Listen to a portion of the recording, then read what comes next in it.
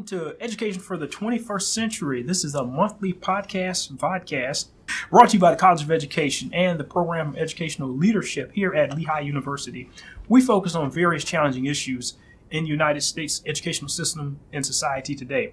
We bring attention to concerns such as educational leadership, school and community, innovation in education, research practice, social and cultural dynamics in schools, bringing together experts to discuss various kinds of challenges and present solutions. Today, we are pleased to have with us not so much a guest. This is sort of a coming home for the person we have today. The person we have today is Dr. Gina Gullo. Gina is a graduate of the doctoral program in educational leadership at Lehigh University. She's doing some very interesting things that we're going to get into momentarily. But at this time, we'll introduce to Gina, who can also do an introduction for Gina. Yes. Hi, and welcome to our show today. So our special guest, Dr. Gina Gullo, is here. She is the leading author of her new book, Implicit Bias in Schools, A Practitioner's Guide. She, as Dr. Beecham said, received her doctorate in educational leadership and master's in special education from Lehigh University, where she now adjuncts between collaborative research projects. Her research focuses on how school leaders work to avoid the impacts of implicit bias and other forms of unintentional discrimination in their schools and communities.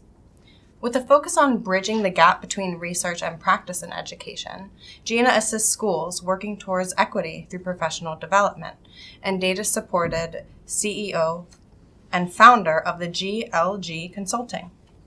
Gina offers solution-focused leadership paired with evidence strategies to create realistic and accessible plans for schools working towards social justice and greater equity for all. Welcome. Thank you, Gina. Welcome. It's so great to have you and be back on campus. Thank you. It's nice to be here. She was really my guide throughout getting into the doctorate program and everything, so I have a lot of respect for her. Thank you. So we'd just like to know, starting off, how has your education at Lehigh prepared you for life outside of Lehigh University? That's a good question, because a lot of times you would think that your education in the classroom is what prepares you the most. But I think it's really the education outside of the classroom. Mm-hmm. So I was really involved in a lot of things. I did the Student Senate. I worked for the department. And just a lot of the advising kind of experience working with different professionals in the program, that's what really helps you. And I think a lot of people sit down, they come to class, they learn the material, and that's it. And I think that's not really what gets you there. So I had a lot of experience with kind of trying to do things through leadership with the Student Senate, but I also had a lot of networking and communication and really just learning things that you don't get in the classroom. One of the things that Dr. Beecham had said to me once is, who are you to be studying this, basically? And I try to bring that into all of my work now. So who am I to be talking to somebody about race? I'm some white girl. I have not been of color in my entire life, and I never will be. And so I try to bring that into whatever I'm doing and ask myself that question, but also make sure that whoever I'm working with can answer that question. And I think that's one of the kind of core things that I take into my work as I go forward, is just looking at who am I and who are the people involved in this and what are we doing to work together. That answers. Definitely. Yeah, well stated. And full transparency, Gina was also my doctoral student through the program too. And interestingly enough, Tashina came and sort of replaced Gina after Gina graduated. So we kind of have the whole family here. Gina, what initially got you interested in the topic of implicit bias? And maybe you can also explain the difference between implicit bias, just bias and implicit bias for us. Sure. I'll start with the second half. So Okay. Bias and implicit bias and explicit bias are kind of all this group of topics that we talk about. And bias in general is a giant topic. So it's basically anytime you kind of lean towards one side or the other. So it might be something as simple as having a favorite color. So you're kind of, I really like pink. I'm gonna do stuff that's pink all the time. That's a bias. And there's nothing wrong with having that bias, but it's still there. What happens is with implicit and explicit biases, implicit are the ones that you don't really know you have. You just kind of go that way most of the time. And explicit's the one that you do know. So I know my favorite color is pink and I really like it. But I look in my closet and all my clothes are black. Why are all my clothes black? Well, I do professional things. I need to wear black. That's kind of the color code of I'm doing something professional right now. So I kind of have this implicit bias towards buying black clothes, but I don't really think about it. But when I take the time to be mindful, I can realize that it's there. And so that kind of separates it. It becomes a problem when we're doing things with stereotypes and making quick judgments. So we call it like vulnerable decision points. So when I'm stressed out or I'm overworked, I make a decision too fast and I don't really think about how it affects people. So for instance, if you're in the supermarket and you're picking, okay, do I want to walk down this side of the aisle or that side of the aisle, and you look at the people, if you're walking down one side of the aisle because those people look like you, it doesn't hurt anybody in the supermarket, but it might wind up having long-term consequences. Such as, you're not interacting with people who don't look like you, and then you start to make more opinions. Well, I don't want to be by them, and it kind of snowballs into problems, and that especially happens in our schools. What brought me to implicit bias was it was a training with one of the local school districts that I was at, and one of the videos that came on was a man talking about what it's like to have a son, and he was an African-American male. From my perception, he was a black male, and he's talking about being a father, and his kids were outside playing with water guns and shooting each other with water guns, and he had to stop it right away. And as a white woman, what's wrong with playing with water guns? Like, I'm going to let my kids play with water guns. That's not a problem. Another story comes on, I can't let my son wear a hoodie. Like, a hoodie, you got to keep your kids warm. And I was pregnant at the time, so I'm a little bit more emotional and start crying a little bit. What I realize is this is something that people who are black or people who are of color in any way have to deal with all the time. I don't have to deal with this because I have this level of privilege. But I'm not thinking about this. But when I see, kids shooting guns, it's just a water gun. It's innocent. But people have to deal with these other jump to conclusion situations that come from implicit biases. And I didn't want to be somebody who's perpetuating that. And I wanted to start seeing what can I do to make a world where that's not a problem. I was going to be having my own son, and I didn't want him to be somebody who's going to continue this problem. And that's what got me there. Okay. Wow. I don't know if I knew that whole story. Now, is there a difference between implicit bias and unconscious bias? Or are they similar or synonymous? It depends who you talk to. Unconscious bias is kind of the word for implicit bias in psychology. And it's kind of an older term. One of the issues that we have is when you get into neuroscience, unconscious and subconscious are different things. So we're leaning towards saying implicit bias because if you're unconscious, you probably don't have any bias because you're not conscious. It's probably a subconscious bias. You don't realize you're doing it. And it's kind of a misnomer because when you're unconscious, you're typically passed out. Right. So unconscious bias is there, and it's not something that's the same. And the literature is the same, but it's not necessarily the same thing. And when you get into neuroscience, they are different. But most of the time, you're not reading neuroscience. Okay, thank you. So when we're thinking about the word implicit bias, some may think that, just because we're saying it's implicit bias, we're taking the responsibility away from the individual. What do you say to that? That's a big issue, and it's kind of a misnomer. And what winds up happening is with implicit bias, you're saying, okay, I didn't do this on purpose. So you're taking the blame away, but not the responsibility. So just like a child might not know what they're doing, but might go and hit a little kid, that kid is still responsible for hitting another child, but they're not to blame. So they need to learn to take responsibility for their actions. As an adult, we might not realize that we're saying to a student of color, okay, you know what, I'm looking at you more for problem behaviors. We might not realize we're doing that, but we still have to take responsibility and try not to do that and try to account for those behaviors, even though we're not necessarily to blame for developing these stereotypes. So it's really a distinction between blame and responsibility. So with all this work, where do you plan to go with it, ideally? Where would you like to take it? So that's a challenge because I want to make sure that this doesn't just become something that I'm researching. I want to make sure this goes to the schools. And I want to make it into something that is a tool. So one of the reasons I'm interested in implicit bias is because we know lots of ways to go about taking implicit bias and doing something about it. We can complain about inequities all we want, but complaining doesn't get us anywhere. We have solutions for implicit bias, so we could kind of focus on, okay, implicit bias is a problem, but these are all the things that we can do about it. And we could start doing them. Some of them are really simple. Some of them are complicated. But if it's a solution focus, it means that we can make progress. So I want to kind of say, hey, listen, we know it's a problem here, here, here, and here. And there's a lot of simple or very inexpensive things we can do in schools or anywhere to kind of I can't think of the word.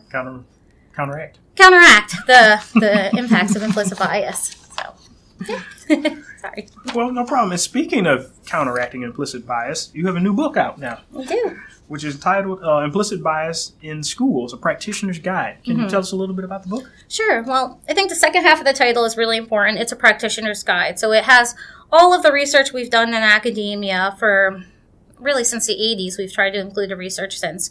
And it breaks that into what's relevant to schools and what's meaningful in schools and puts it in a language that you actually want to read. So it's not in this pie in the sky lofty language that is going to put you to sleep. It's kind of written for the regular person to read. And hopefully that'll keep you engaged. We try to keep it a little lighthearted. But it's still research-based, so it's going to have a little bit of heaviness, but we did our best. The idea of the book is we kind of separate it into 4 parts. We start with what is implicit bias and kind of give you all the information you could want to know about where did it come from, where is it going, how do we know it exists, how do we measure it, things like that. The next part of the book talks about why it matters in our school. So it breaks it down into what happens in academics and what happens in discipline.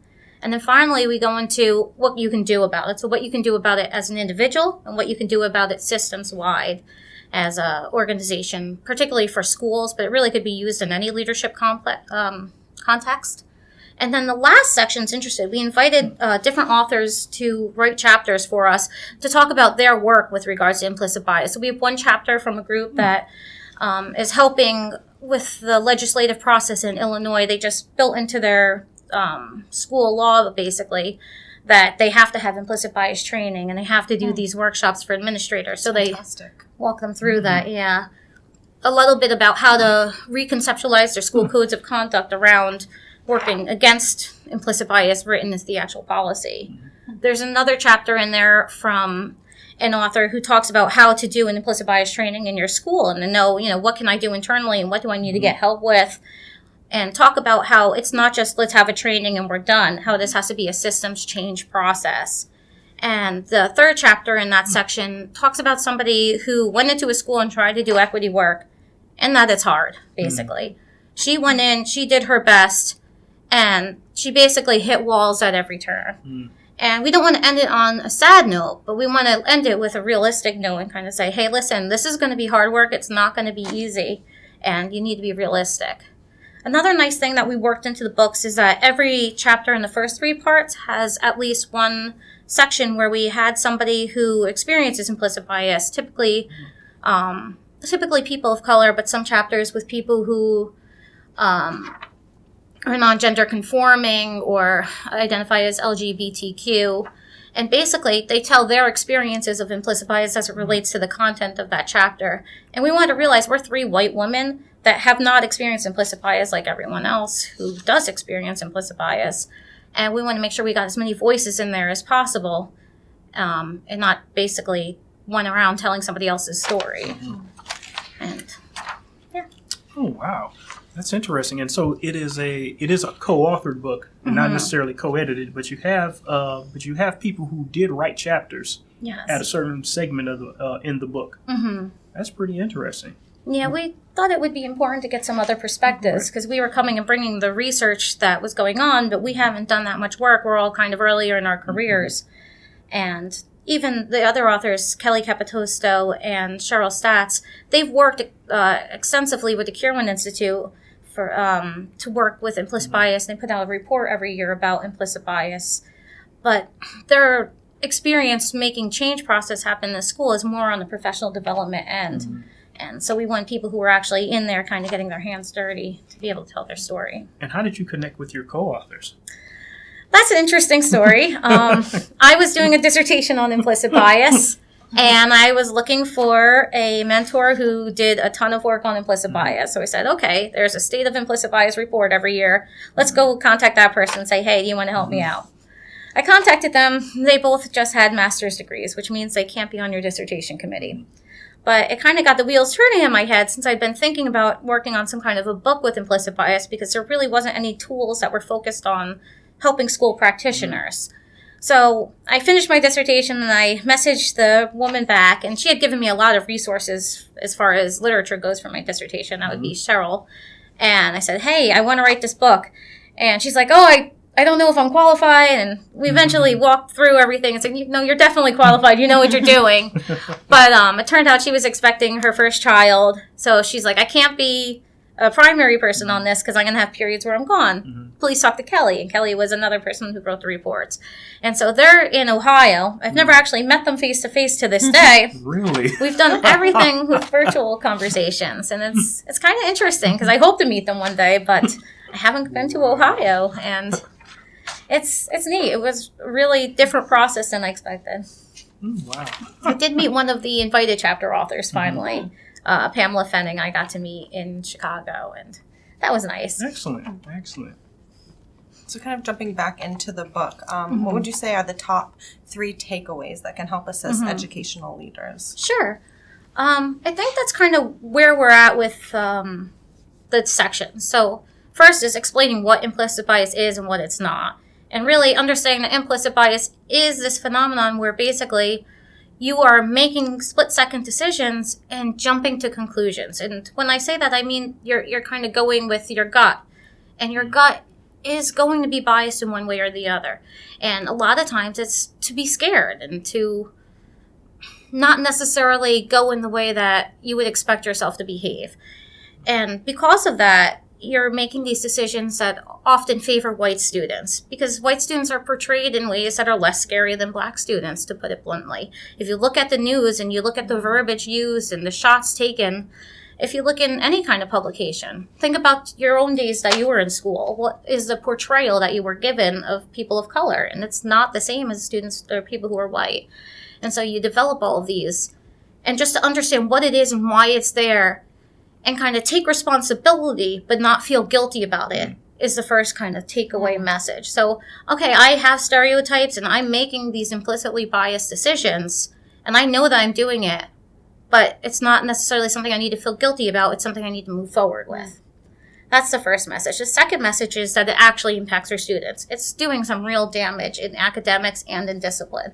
And it's making these gaps that we call. So there's academic gaps. So students who are white tend to do better on standardized assessments than students of color. There's higher expectations for students who are white. And higher expectations for discipline and for academics. So a teacher walks into the classroom, she expects Johnny to do really good on this assessment, but Shaniqua they don't have any expectations for it. It's like, you know what, I'm just going to pass her and push her through because I want to get her through this. I mean, it might be a nice idea that you want the student to get through school, but you're not doing anything for them by not expecting them to do as well as Johnny. And it's important for teachers to know that's going on and see how this impacts long term. We bring up the idea of the school to prison pipeline and how basically if you're pushing students through now, you're not giving them the tools they need to succeed down the road. And so if you have students that are chronically kept out of school through suspensions and expulsions, or students who are just not getting the same academics as the next student, you're going to have issues for a long time. So basically you have, okay, this is what implicit bias is, and I have it. This is what implicit bias is doing. Now what can I do about it? And the idea here is that there's something you can do about it. That's the message I want to give people. I don't want to say, okay, you need to memorize every single thing there is to do about implicit bias, but here's a whole bunch of things you can do. Pick some and get started. And we try to make it so that we start with the individual ones so that somebody can say, okay, this is what I'm doing with myself. I'm going to walk the talk. I'm going to be a model of somebody who's working against implicit biases. And then we talk about what to do as a school. Because if you don't have a leader who's showing an example of what it's like to be somebody who's doing their best to counteract the effects of implicit bias, no one's going to follow. And it's important to know, okay, this is what I'm doing for myself, and now let's see what we can do in the school as a systems change. Yeah. And actually, as you were talking, I thought about the idea of, I teach one of the diversity courses here at Lehigh, and, we've worked with several school districts. I think one of the big barriers we run into is the idea of getting people to accept that they actually have biases, because once we give them that information, or they come to the realization, and some people have this cognitive dissonance of, I have bias, that means I'm a bad person, and I'm not a bad person. You must not know what you're talking about, or the research is wrong, and you hit the sort of the wall of denial. So how have you kind of dealt with this, in your work, and have you seen this? And absolutely. I mean, people don't want to hear that they're racist. To put it as blunt as you can. No one wants to say, hey, I'm racist. But almost everybody is doing racist things. It's not just white people or black people or Hispanic people, straight people or homosexual people. Everybody has things that they're doing that are racist or biased or ist in some way. And the idea is that you're probably not doing them on purpose if you're calling yourself a good person. And this denial wall, it kind of comes from that idea where you need to separate responsibility and blame again. So you don't need to blame yourself for these things if they're unintentional. If they're intentional, that's a different story. And I'm not touching that right now because dealing with explicit bias is something I don't know how to deal with. I mean, how do you change people's minds? I'm still reading and trying. I don't know. But when you have people who think that they're not doing this and then they find out, oh no, I am doing this, they don't want to feel terrible about themselves because they're coming to this and they're listening to this conversation because they want to be a good person. So when you have the choir in the room and they're listening to the conversation, you need to say, hey, I'm not blaming you. I'm telling you to be responsible. And you separate that again. And when people can start taking responsibility for it, instead of starting to feel bad about it, that actually makes progress happen. Because we're not here to single anybody out. We're here to say, hey, listen, this is going on. And I want you to look around the room. Nobody in this room is not responsible for this problem. This is a problem everywhere. And start to do something about it. And it's so easy to start to feel guilty when you know you've done something you didn't intend to do for so long. But to really focus on, this is not a guilt part. This is not about guilt. It's really about progress.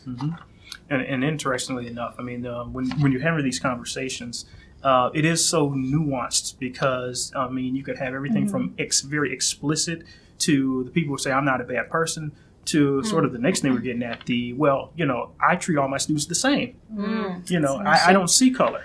I don't care if, and then my other favorites, I don't care if they're red, green, purple, blue, whatever. First of all, nobody is green, purple, blue. If they are, there's another problem that's going on. You need to be concerned about the green kids. Right. So how do you feel about this sort of this colorblind approach? It's scary because really, for a long time, saying I'm colorblind, I don't see color, was the way to say I'm not a racist. And it's an issue because if you don't see color, then you don't see differences. And people are different. So you're basically saying, you know what, I'm going to treat everybody how I think they should be treated. And the second you're doing that, you're already being biased. So the way I think everybody should be treated is the way that I, as a white female who's lived the life I've lived, thinks people should be treated. People have their own identities, and it's important to recognize that. So when we have things like Black History Month, we're doing that because we're realizing that there's a history here that we're not telling. So if I don't know anything about Black history, I'm not going to teach it. But it's still there, and I need to know it, and I need to learn it and teach it. Now, Black History Month is not something that's really effective because why are we teaching this for 1 month of a year? The second we say there's something month, it means, okay, well, what about all that other time we're not doing it? But to bring it back to implicit bias, and the issue with the colorblind approach is that when you're saying everything's colorblind, you're just putting this cookie cutter on everybody and you're forcing your ideals on everybody. And that's not necessarily going to be the best way. So it's important to see color and recognize it and let people talk about who they are and let people have an identity. If you think about it, everybody in the world wants to have their identity. You think about, okay, who am I? And if you take that voice away from somebody, then it's something where nobody can be represented. And I think that's an easy way to get back to implicit biases. Because if you're, trying to think how I'm saying this. So basically, if I go into a room and I see all people as looking exactly like me, I'm going to treat them all exactly how I want to be treated. But, this person has this needs. And we talk about differentiating education so that we meet the student where they are. You can't meet the student where they are if we're blind to their needs. And that's the same thing when it comes to race, ethnicity, sexual orientation, and ability. It's all the same issue. We need to look at the kid and see what that kid needs and be there for that kid. Thank you. You're welcome. I really like that you brought up the Black History Month because, like you said, these are people's histories and you identify with the heroines of people from the past. So it's really important to be able to identify and integrate it into your everyday life. So how can we best integrate research and practice regarding implicit bias? I think that gets more to a question of just how do we integrate research and practice, because it doesn't have to be about implicit bias. Right now, as researchers, we forget that practitioners exist. And as practitioners, you start to feel a little bit off-put by the researchers telling you what to do. And I think there has to be more collaboration between researchers and practitioners, because right now it's kind of an us and them situation. And so I think the more that we can work with schools and kind of start seeing practitioners as people and students as people, and kind of go about this as a process where we're all in this together, and kind of go about a reciprocating process. So if you want data from a school, what are you giving that school? I'm not coming in and saying, give me all your data. I'm like, okay, what can I give you so that we can work together to make things in this school better? And that gets back to like action research and collaboration. So for instance, we are working with a group called Mindfulness right now, and it's a collaborative research project where practitioners and researchers and basically anyone interested in mindfulness and educational leadership can come together and say, okay, what does this mean? Let's work together.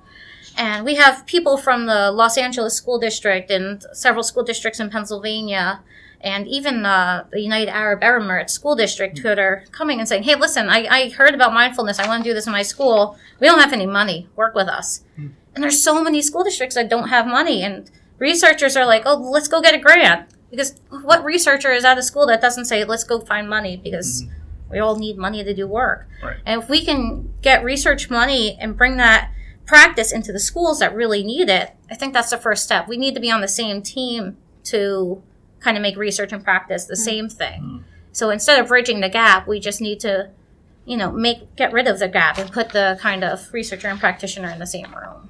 Okay. Well, let me ask you this. So at what level can we best apply this information regarding implicit bias? For example, there are different ways to approach it. Local, federal, state levels, policy levels. This gets back to kind of the walking the talk issue, and it has to be at every level. And you want to start someplace, and it's fine for everybody to start at their own level. But until this kind of comes in and seeps into all the levels, there's not going to be a real change. You can have a teacher who's doing it. You have a principal who's doing it. You can have states mandating that you do it. But unless everybody's on the same page and kind of buying into it, it's going to be a really slow process. So basically, if you're interested in implicit bias and you want to do it, go ahead, read up, learn how to stop being implicitly biased, or not really. You're not going to stop implicit bias. It's still going to happen, but you're not going to act on those implicit biases. So, learn about it. Learn how to stop this from spreading out in your school and trying to give people opportunities where you can. But it's also important to kind of make sure, okay, I see myself doing this. How can I get my leader on this? How can I talk to the local, the state, and the federal government about making this something we want to think about? And it's a slow process, and anybody who wants to get involved should get involved, but it's really going to have to be a systems-wide change. Yeah. Well, usually we throw in at least a hardball question. And this is a follow-up. But many times when we're doing educational change, there are a couple different approaches. I'll just give you the sort of two. Some people think that if you change the policy, the rules at the top, you can make everybody else, below change. Then there are others who say, well, it starts grassroots. If we start from the bottom and get as many people on the bottom of the pyramid to change, we can change the system. Which do you feel is better? Is the best approaches for implicit bias? I don't think that the top-down will not work, but I think the bottom-up is more likely to work quickly, because then you're kind of changing the culture, and it is a cultural change. So if you can get lots of people in the system to say, hey, you know what, this is not okay anymore, this is how we're going to behave, you start to change the culture. And if you could change the culture, it seems more likely that people will follow quicker. If you come top-down, you're forcing a cultural change, which, we can look at the world right now and see how that's going. The top-down approach right now in our current society is not effective. And it could be effective in the future. I'm not putting that out, but I think kind of the grassroots is an easier and more effective way to go right now. Okay, thank you. Welcome. So once people are aware of their own bias, what can they do in their day-to-day life? What actions can they take? Sure. Some of the easiest ways to kind of think about it is kind of this four-pronged approach. And I like to say it kind of goes with intergroup contact. So, talking to people who don't look like you, making friends with, making relationships, knowing who those people are. Even if it is just going online and looking at pictures that are not negative of people who don't look like you. We call them counter-exemplars or counter-stereotypic exemplars, if you want a fancier word. But you could just, go look at people that you don't expect to see in that role. And the more exposure you have, the less likely you are to make that snap judgment. Next way is kind of mindfulness. And mindfulness is a giant idea. So it could be this meditation, but when I talk about mindfulness with regards to implicit bias, what I'm talking about more is kind of stepping back from the situation and thinking about why am I making the decision or the choice I'm making. So if a teacher is in the classroom and a student's misbehaving, would I make this same decision if the student were white or black or Hispanic or a female or a male? And kind of step back. What is actually going on? Sometimes they suggest writing in a journal at the end of the day to kind of reflect on things, or even just kind of having this meditation to calm down and get rid of all these stressors before you go into the classroom. Something to kind of make my processing as clear as possible. And so there's a lot of approaches to that. Another way to go about working against implicit bias is is to have some supports for decision making. And so when you make a decision and you're really stressed out, it's more likely to be a bad decision. So even think about if you're buying a house and you have no place to live tomorrow, you're just going to buy whatever house. And the same thing goes for working with students. If you're disciplining a student and you have 40 kids screaming in the background, you're just going to make a split-second decision. It's not necessarily the best decision. And sometimes it won't be the best decision because of implicit biases. And that's just what's going on. So if you can do anything to support those decisions. So as a school, you could say, okay, you know what? These are decisions you can make. Or whenever a decision like that is made, you can't submit the incident report until the end of the period. Things like that, just things that support it. Or even just saying, okay, you know what? If there's 40 kids in the classroom, we're adding another person in there, get a parent in there to help with this decision making. Anything to kind of support that. Some of the other supports from a systems-wide thing would be to kind of share a decision. So talk to somebody else about that decision, or to kind of structure it. So have like a flow chart that you can go down so that when you're really stressed, you have this kind of flow chart. Okay, all right, that's the decision, because you can't think clearly. And that's not the answer for everything, because again, we kind of get to that colorblind approach. But for some decisions, the structure is going to help it. And kind of the other approach to all of this is to have a little bit of flexibility. So sometimes going and making the decision that seems right is not always going to be the right decision. For instance, if I have a student sent up to the office who was in a fight, and I know everything going on in this student's life right now, I know students are attacking that student every single day. Do I want to expel that student for fighting or suspend them for 3 days? Or do I want to put them in a place where that they can find other ways to deal with it when students are coming at them? Can I find a more constructive way that will help them? Some of the local school districts in the area have started kind of mindfulness training in place of detention. So a student can decide, do I want to go to detention or mindfulness? And kind of give them strategies. I've heard of other schools in the area that are doing kind of an anger management training. So students are constantly getting into fights. Okay, I could go to detention, or I could go to this anger management class, and kind of offering that flexibility to see, okay, how can I be constructive in what I do? And that's not necessarily getting rid of implicit bias, but that idea of flexibility starts to create more options when you have an implicitly biased decision, so that you're not going and jumping to these decisions. And I think that all helps. And again, awareness. So you said after I know I am implicitly biased, but again, it's really important to focus on that, knowing I'm implicitly biased and knowing what that means, because information and understanding are important. And that kind of comes to data, measuring different things. So if I can see, there's patterns of inequities in my school, then I know implicit bias is going on. If you don't look at it, you don't know it's there. And so those are all really important. Yeah, great. I mean, for us in educational leadership, a couple things. One, we know that so much happens or will not happen because of a leader. Leaders set the tone, culture for their organizations. So I thought it was something you said was really important back when you said if you don't have a leader on board with the effort, it really can stall things. The other thing I was thinking about was how what you're talking about also overlaps with a lot of our work on what we call culturally relevant leadership in terms of youth, and it's similar with regard to how to get leaders to respond, react, and reflect with regard to issues of diversity and equity. But in our some of our work, we talk about the idea of sort of consciousness, liberatory consciousness, well, really sort of knowledge, attitude, and action. It's the simplest way to say it. And I thought about what you're talking about with regard to implicit bias. Similar kind of thing. If you think about, how can we raise awareness and knowledge levels, have a positive attitude, a better attitude, and then do something about it. We might be able to create a nice little crosswalk there between that work and the culturally relevant leadership stuff. So be on the lookout for something like that in the future. Do you have any final thoughts?